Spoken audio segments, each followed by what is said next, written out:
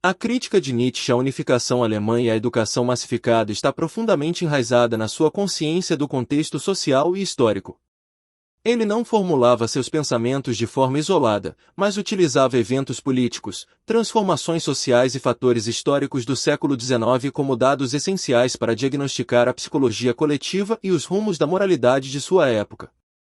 No que tange à unificação alemã, Nietzsche analisa de forma altamente crítica, entendendo que a compreensão de suas ideias exige reconhecer sua imersão nesse cenário específico. Em seu diagnóstico de uma Europa doente, ele interpreta o triunfo da unificação e o nacionalismo decorrente como manifestações patológicas. A glorificação do militarismo alemão pós-1870 representa, para Nietzsche, um irracionalismo coletivo e um instinto de rebanho, evidenciando como a cultura da época passou a confundir o verdadeiro vigor com a mera brutalidade. Paralelamente, a disseminação da educação massificada é apontada como um dos grandes males do seu tempo. Nietzsche observa que a expansão do sistema escolar e da imprensa de massa atua como um mecanismo institucional que promove a alienação, a massificação e a homogeneização do indivíduo. Ele argumenta que há uma grave falta de cuidados intelectuais autênticos, visto que as escolas adoecem a sociedade ao reproduzirem o conformismo em vez de cultivarem o pensamento crítico e a autonomia. Além disso, ele alerta que a qualidade cultural declina rapidamente quando as universidades e os conservatórios deixam de ser centros de criação para se tornarem meros órgãos de certificação. Portanto, ao ler o seu próprio contexto histórico, Nietzsche percebe que tanto as mudanças políticas da Alemanha quanto o modelo educacional imposto às massas estavam enfraquecendo o ideal de nobreza criadora. Como contraponto a esse cenário de decadência, ele propõe reformas nas instituições educativas para reavivar a força criativa da cultura. A solução passaria por promover espaços de educação voltados para o estímulo crítico, estético e aprofundado, funcionando como refúgios onde tipos superiores pudessem se desenvolver sem sofrer a pressão niveladora da sociedade. Nietzsche diagnosticou a cultura alemã e europeia do século XIX como profundamente doente, utilizando a fisiologia como uma metáfora diagnóstica para analisar a sociedade. Ele interpretava problemas culturais, como a decadência moral e a perda do gosto estético, como manifestações de fraqueza orgânica e processos vitais deteriorados. A decadência da cultura de sua época se manifestava através de vários sintomas sociais e políticos. Como discutimos anteriormente, ele via o nacionalismo e o militarismo exacerbados do período pós-1870 como um irracionalismo coletivo que confundia vigor com brutalidade. A burocracia e a ascensão das massas haviam substituído as antigas hierarquias, corroendo o ideal de uma nobreza criadora. Além disso, a massificação e a alienação do indivíduo, impulsionadas pela imprensa e pelo sistema escolar, geravam sujeitos passivos, conformistas e submissos à opinião comum. Um pilar fundamental da decadência, segundo as fontes, é a crítica de Nietzsche ao modelo democrático e ao ideal de igualdade. Ele enxergava o movimento democrático como uma força de mediocrização humana, argumentando que a busca constante por segurança, igualdade de condições e conforto coletivo suprime a aspiração individual pela grandeza e pelo risco criativo. Para Nietzsche, a defesa da igualdade moderna é mal entendida e contraditória. Tratar os semelhantes como iguais apaga as genealogias e talentos distintos de cada indivíduo. A pressão por igualdade adoece os tipos superiores, forçando os indivíduos fortes e criativos a mitigarem suas diferenças para obterem aceitação social, o que marginaliza pensadores excepcionais e empobrece a cultura. Esse nivelamento institucionaliza invejas e ressentimentos, transformando diferenças naturais em crimes morais e punindo a originalidade. O resultado é a vulgarização da cultura, o homem de rebanho se fortalece, debates profundos são substituídos por slogans e espetacularização, e o mercado passa a recompensar apenas o superficial e o previsível. Como antídoto a essa decadência cultural, Nietzsche propõe a figura do tipo superior ou do gênio, que atua como agente de renovação. Esses indivíduos possuem autonomia de espírito, coragem criativa e a capacidade de transcender os valores dominantes para instituir novas formas de vida e pensamento. Contudo, o gênio é extremamente frágil nesse ambiente homogeneizado. A hostilidade da sociedade de massas, a falta de apoio, a pobreza e a constante ameaça de terem suas ideias revolucionárias diluídas e transformadas em clichês colocam em risco sua atuação e sobrevivência. Para reverter essa decadência e proteger esses potenciais renovadores, Nietzsche não sugere medidas puramente políticas, mas sim intervenções de caráter terapêutico. As estratégias incluem reformar as instituições educativas para que funcionem como refúgios produtivos, academias e ateliês, voltados para o estímulo crítico, estético e experimental, livres da pressão niveladora do rebanho. Estimular redes de patronato cultural, mecenato, que ofereçam sustento material para que os criadores possam assumir riscos em seus projetos sem ceder às necessidades econômicas e comerciais.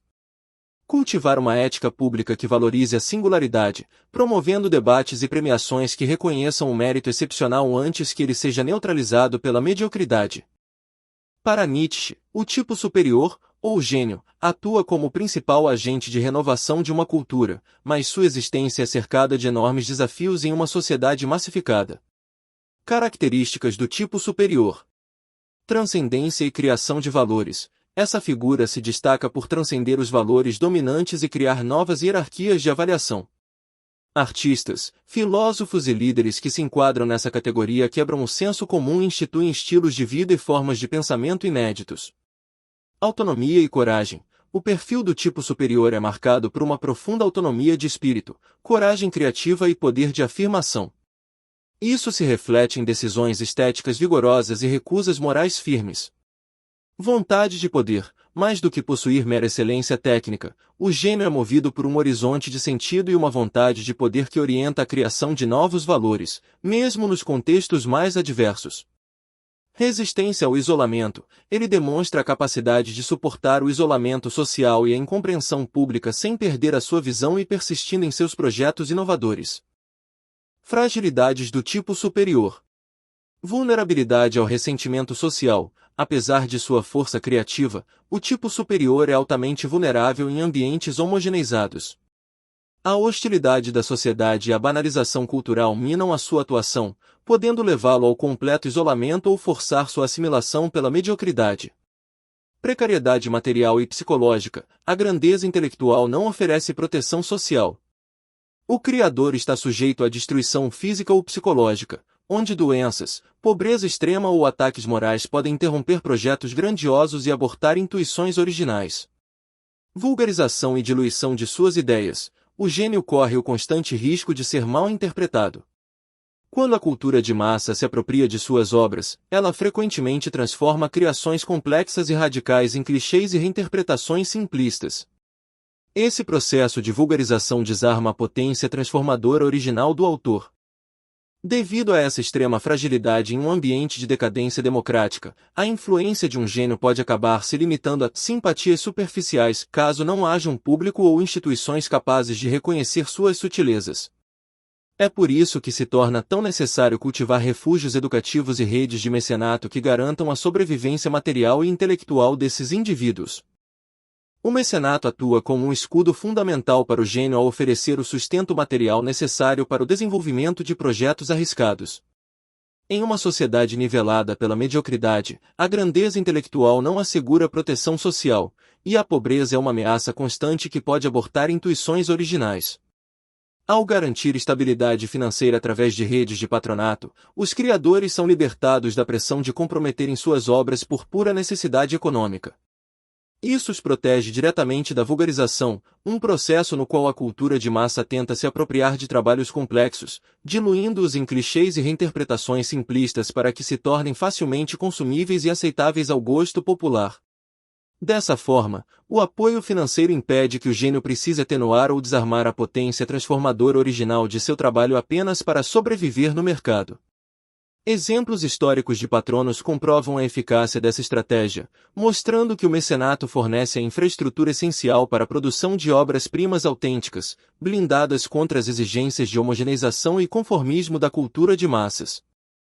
Na vida do tipo superior, o isolamento assume um papel duplo, atua tanto como uma demonstração de força necessária para a criação autêntica quanto como um risco imposto por uma sociedade decadente. Por um lado, a capacidade de suportar o isolamento social sem perder a sua visão é uma das características fundamentais que definem essa figura. Essa resistência evidencia a sua profunda autonomia de espírito, coragem criativa e poder de afirmação. É suportando o isolamento que escritores, artistas e filósofos conseguem manter recusas morais firmes e persistir em projetos inovadores, mesmo diante da total incompreensão pública.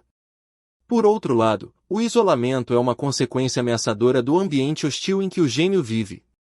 Em uma sociedade homogeneizada e tomada pelo ressentimento, a falta de estruturas de apoio e a banalização cultural minam a atuação do tipo superior, o que pode empurrá-lo para um isolamento forçado ou resultar em sua assimilação pela mediocridade. Portanto, o isolamento figura como o espaço onde a excelência se forja através da resistência, mas também representa uma das maiores vulnerabilidades do Criador, evidenciando o perigo de que suas inovações sejam sufocadas pela falta de reconhecimento social. Para funcionarem como refúgios produtivos, as instituições educativas precisam romper com a lógica da massificação e ir na contramão do ensino tradicional, que costuma reproduzir o conformismo. Segundo o pensamento de Nietzsche, espaços como academias, ateliês e escolas independentes devem ser configurados especificamente para proteger o indivíduo das influências mediocrizantes da sociedade. Esses locais alcançam sua produtividade ao promover o estímulo crítico e estético, além de incentivar o estudo profundo, a leitura atenta e as práticas experimentais. Ao adotar essas práticas, as instituições criam um ambiente seguro onde os futuros tipos superiores podem amadurecer e desenvolver suas intuições originais sem sofrer a pressão niveladora do rebanho. Essa reconfiguração do espaço de aprendizado é vista por Nietzsche não apenas como uma medida política, mas como uma intervenção de caráter terapêutico. O objetivo é ir além da mera instrução técnica, envolvendo uma transformação de hábitos e a cultivação de forças vitais que cuidem tanto do corpo quanto do espírito. Dessa forma, em vez de atuarem como meros órgãos burocráticos de certificação que enfraquecem a cultura, essas instituições se transformam em verdadeiros polos de renovação cultural e aprofundamento. Para Nietzsche, o nacionalismo e o militarismo exacerbados afetavam a cultura alemã atuando como manifestações patológicas de um irracionalismo coletivo e do instinto de rebanho. Ele observava que a promoção de guerras e os cultos à nação transformavam ações essencialmente destrutivas em falsas virtudes sociais. O impacto mais profundo dessa dinâmica, especialmente perceptível na glorificação do militarismo que se seguiu ao ano de 1870, foi uma grave distorção de valores. A cultura alemã passou a confundir o verdadeiro vigor com a mera brutalidade. Em seu diagnóstico de uma Europa doente, Nietzsche tomava as campanhas militares e os discursos nacionalistas cotidianos não como sinais de uma nação forte e criativa, mas sim como sintomas de uma decadência moral e de uma sociedade que priorizava a força destrutiva em vez de cultivar uma vitalidade autêntica. Como alternativa ao modelo de educação de massa, que reproduz o conformismo e aliena o indivíduo, Nietzsche propõe a criação de instituições educativas que funcionem como refúgios produtivos. Em vez de focar na mera instrução padronizada para grandes multidões, ele defende a construção de espaços específicos, como academias, ateliês e escolas independentes. Nesses refúgios, a abordagem pedagógica seria radicalmente diferente, sendo voltada para o estímulo crítico e estético, incentivando o estudo profundo, a leitura atenta e as práticas experimentais. O objetivo principal dessas instituições é criar um ecossistema protegido onde os futuros tipos superiores, os gênios e criadores de valores, possam amadurecer o seu potencial sem sofrer a pressão niveladora e mediocrizante do rebanho. Ao contrário das escolas de massa, que adoecem a sociedade por falta de estímulos à autonomia, esses espaços ofereceriam cuidados intelectuais autênticos. Além disso, Nietzsche encara essa reforma educacional não apenas como um ajuste no sistema de ensino, mas como uma intervenção de caráter terapêutico para curar a cultura europeia doente. A sua proposta exige mudanças que transcendem as reformas políticas convencionais, envolvendo a transformação de hábitos, a educação estética e a cultivação de forças vitais. Assim, a verdadeira alternativa educacional para Nietzsche seria aquela capaz de promover intervenções integradas que cuidem tanto do corpo quanto do espírito, com o propósito maior de recuperar uma cultura vigorosa e saudável. Para Nietzsche, o modelo democrático contribui para a mediocrização humana ao priorizar a segurança, a igualdade de condições e o conforto coletivo em detrimento da aspiração à grandeza individual e ao risco criativo. Esse processo de nivelamento e padronização da sociedade atua por meio de diversos mecanismos. Conformismo e tutela. A democracia direciona a sociedade para um adestramento sublimado da escravidão. Massas politizadas passam a exigir líderes paternalistas que garantam direitos e mantenham a ordem, o que gera formas de tutela que travam a autonomia e modelam subjetividades passivas. Ao priorizar o consenso e o conforto, as instituições democráticas produzem cidadãos cada vez mais semelhantes uns aos outros, negligenciando a formação de caracteres fortes. Supressão da singularidade. A exigência de igualdade força os indivíduos superiores, fortes e criativos a mitigarem suas diferenças naturais apenas para obterem aceitação social. Esse nivelamento adoece os criadores e silencia vozes singulares, marginalizando artistas e pensadores excepcionais sob o pretexto de tratar o semelhante como igual. Falsa harmonia. A promessa de emancipação através da defesa universal da igualdade cria, na verdade, um falso sentimento de harmonia que é produto do enfraquecimento moral e intelectual.